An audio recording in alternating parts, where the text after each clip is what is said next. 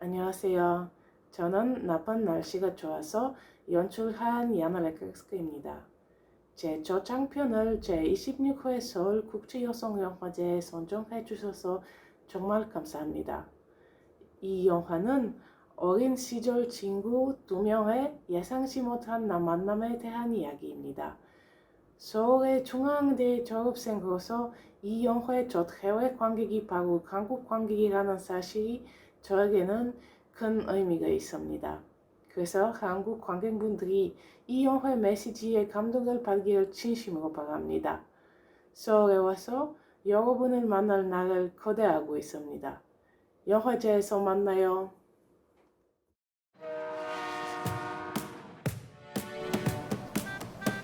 Ирина, какво правиш тук?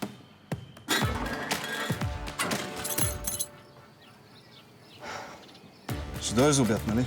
Как може мъж като него да няма деца? Какво? Няма, питал. Боб. Не е много френско. Дълго ли ще останеш в България? Чакам да ми потвърдят един проект. Това не е ли романтично? Романтично, бабината ти трънкина. Окей. Сама ли си? Не съм точно сама. Съпругът ми, той е много зает. Защо криеш, че си тук?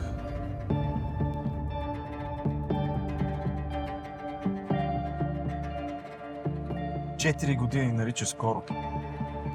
Един микс. Хайде утре да поговорим. Това наистина ли сте вие? С баща ми на тези снимки от преди 35 години. Ти винаги ли правиш това, което се очаква?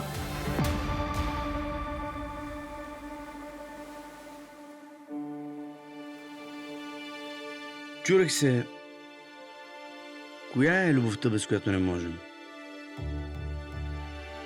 Дали е една и съща за всички ни?